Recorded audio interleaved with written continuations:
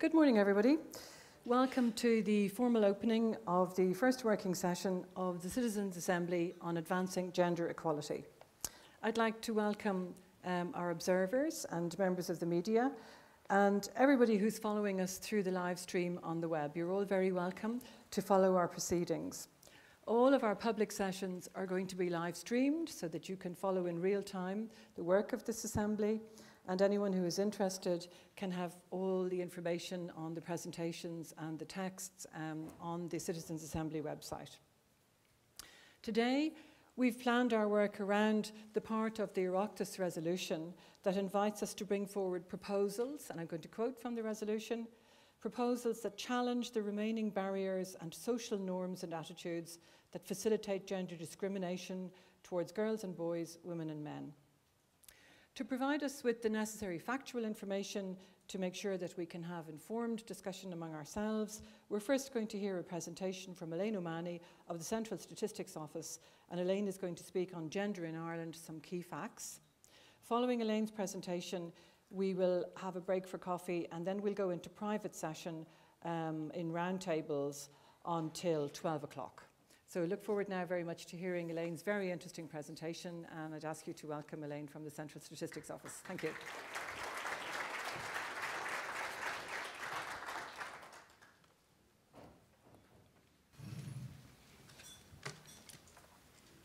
So good morning and welcome to you all.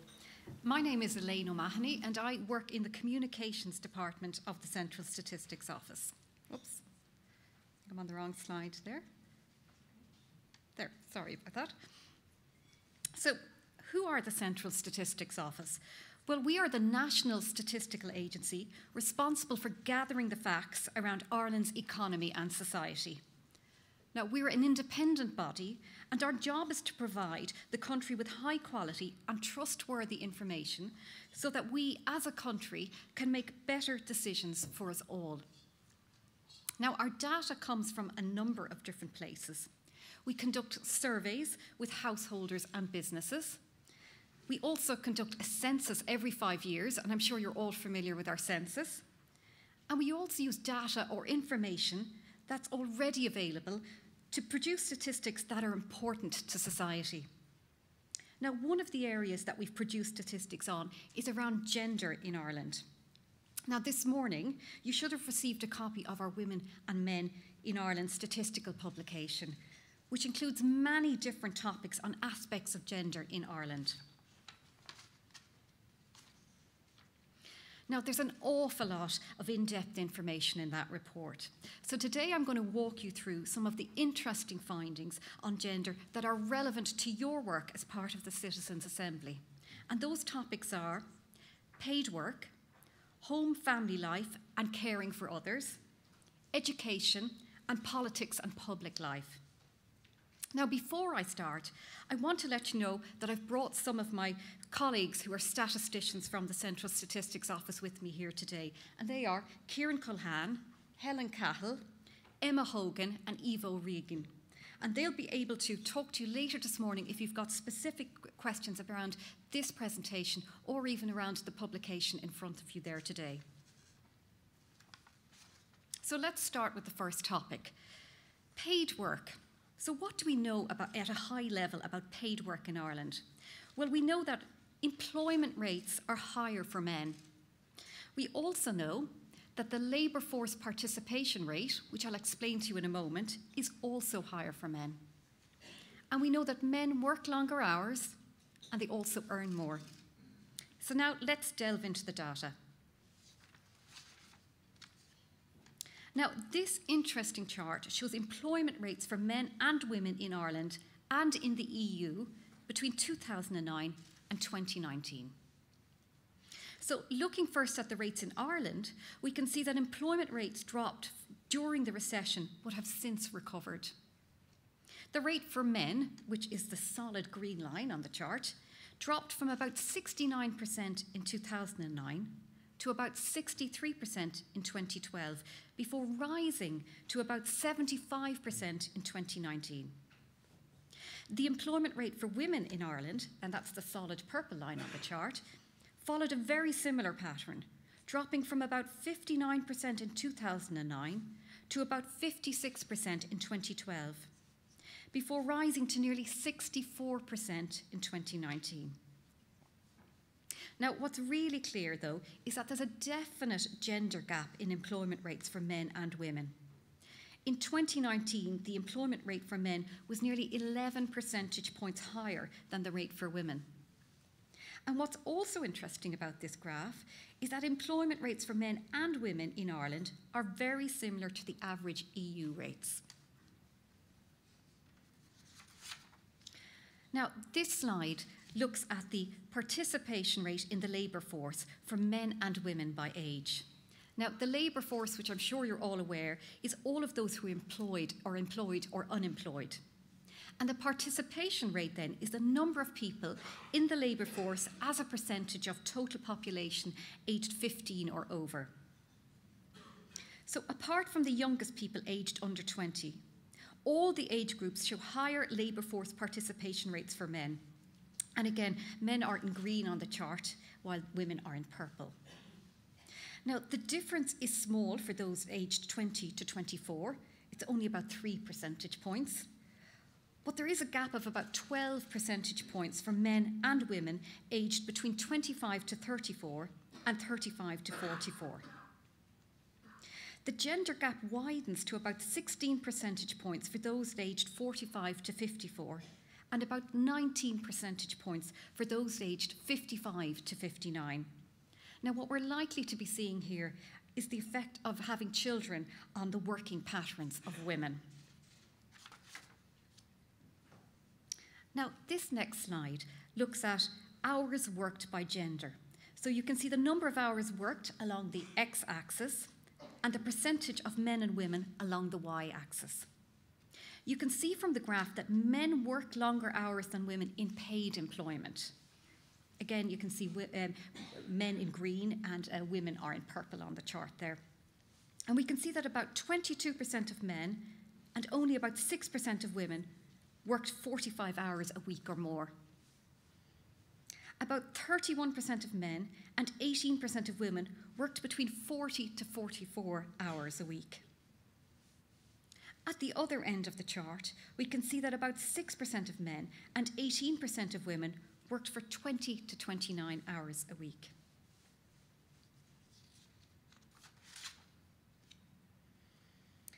Now, on this next slide, we can see data for the gender pay gap in Ireland and the EU. Now, the gender pay gap is the difference between male and female gross hourly earnings as a percentage of average male gross hourly earnings. Now, we can see that the gender pay gap for Ireland, in colour green, has risen slightly over the last 3 years, from 13.9% in 2015 to 14.4% in 2017. However, in all the years shown, the gender pay gap in Ireland has been lower than the average for the EU.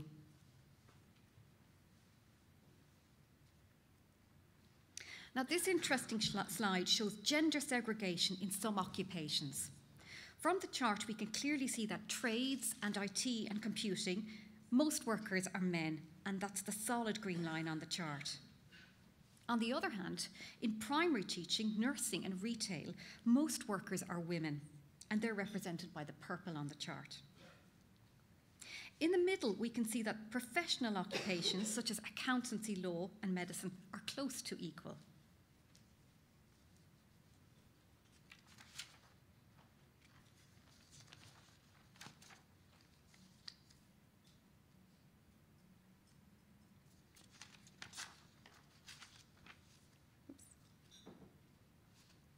So this slide shows the median or middle value for earned income for certain selected occupations. We can see that in all these occupations, the median earned income for men is higher. Now, we've pulled out certain selected tables here on the slide, but if you look at the detailed handout in your, the white handout or supplementary tables, on the very back page, you'll see table 4.15. It's a very, very back page on the actual document there. It's on the back cover, actually. And you can see that across all of these occupations as well, the earned income for men is higher as well. In fact, the median earned income for men is higher across virtually all of the 350 different occupations that the CSO collects data for. Now, for people in primary and nursery education and in secondary education, the median earned incomes for men and women are quite close, but the male income is still higher. In the other occupations shown, male income is noticeably higher. For example, I think accountants is a good example, which has an equal number of male and females at work. And the median earned income for men is about €52,000, while the median earned income for women is €10,000 less at about €42,000. Now, just to say, one important caveat to bear in mind with these median incomes is that it takes no account of hours worked.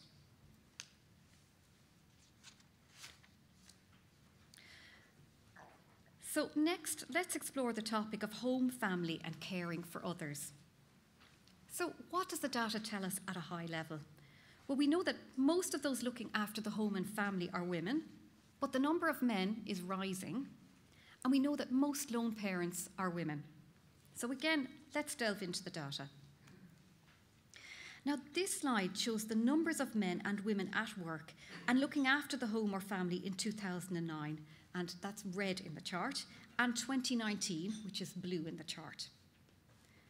Now, what's interesting on the slide is that the number of women looking after the home or family fell significantly between 2009 and 2019, dropping from 527,000 to about 330,000. Although the numbers of men looking after the home and family are very low, the number increased strongly between 2009 and 2019. In fact, it nearly trebled, rising from 7,000 to 20,000.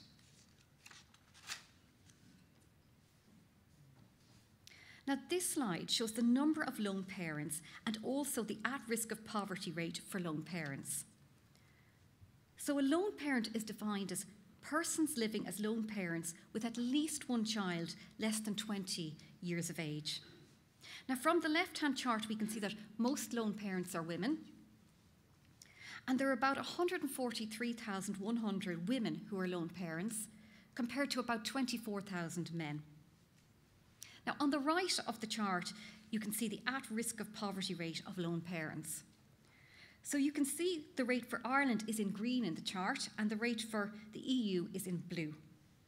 Now, we can see that while the at-risk of poverty rate increased for lone parents between 2012 and 2016, it has since reduced to 36.3%, which is just above the EU average rate of 35.3% in 2018.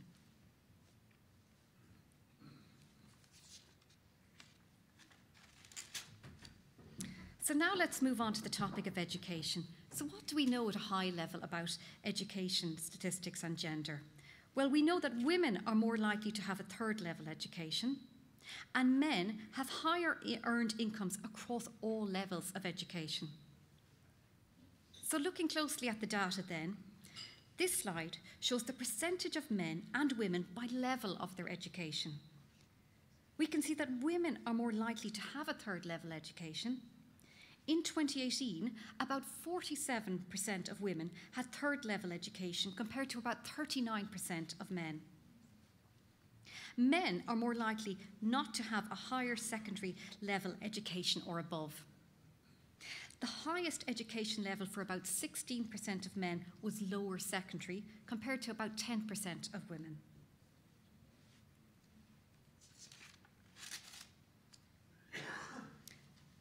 So this interesting slide shows the median, again, or middle value for earned income for people at work by level of their education. We can see that for all levels of education, men have a higher median earned income than women. For example, men with upper secondary education had a median earned income of 23,300 compared to about 17,000 euros for women. Men with an honours degree had a median earned income of about 44,500 euros compared to 34,300 euros for women. But again, an important caveat to bear in mind here is that median incomes don't take account of hours worked. So obviously, if somebody works more hours, they can earn more. So next, politics and public life. So what do we know at a high level here? Well, we know that women are underrepresented in national decision making. Now, this topical slide shows the proportions of TDs who are female in the last 3 general elections. The gender quotas, which were introduced before the 2016 general election, mean that at least 30% of candidates in a political party must be female, and also at least 30% must be male. So we can see on the slide that the introduction of the gender quotas resulted in an increase in the proportion of female TDs from 15.1% in 2011 to 22.2% in 2016. However, in the 2020 election held last week, there's been very little change. Just 22.5% of TDs are now female. Now, this slide shows the proportions of men and women in some national decision-making groups. We can see that in all these groups, more than half are women. So in 2018, about 16% of ministers of state were female, while about 27% of government ministers were female.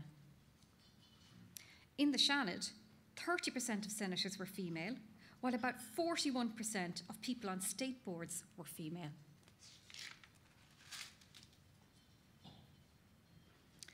Now, this last slide looks at the Gender Equality Index. Now, this is a unique measurement tool produced by the European Institute for Gender Equality for each country in the EU. Now, it's formed by combining gender indicators into a single summary measure, and it assigns a score to member states between 1, which is total inequality, and 100, which would be full equality. Now, the gender index has 6 core domains of work, money, knowledge, time, power, and health. In 2017, the Gender Equality Index for Ireland was 71.3 points, and this ranked Ireland as 7th highest in the EU and 3.9 points higher than the average EU score. So that concludes a very short presentation on some of the interesting statistics around gender in Ireland. Now, I'd imagine you have a lot of questions around this presentation, and you probably have ones around gender statistics that you've thought of in advance yourself. So I know there'll be a questions and answers session, and my statistician colleagues will be here to answer those for you. And we'd also like to say, if you've questions arising after this session or in subsequent sessions, you can feed them back to us, and we'd be happy to answer them for you. So in the meantime, I'd just like to say thank you so much for your attention this morning. Okay?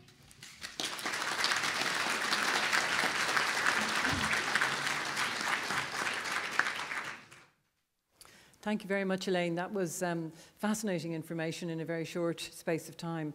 And certainly I learned something about the different proportions. If I'd had to guess what the numbers were, I wouldn't have guessed what you've shown us. So it's great to have the objective, factually checked information. And I think if you take away the booklet, you'll also find it interesting to delve into. And I've no doubt that we'll be referring throughout our discussions to wanting to have the right statistics and the right figures. So you've given us a very good start. Thank you very much. That now concludes the live streamed part of this session.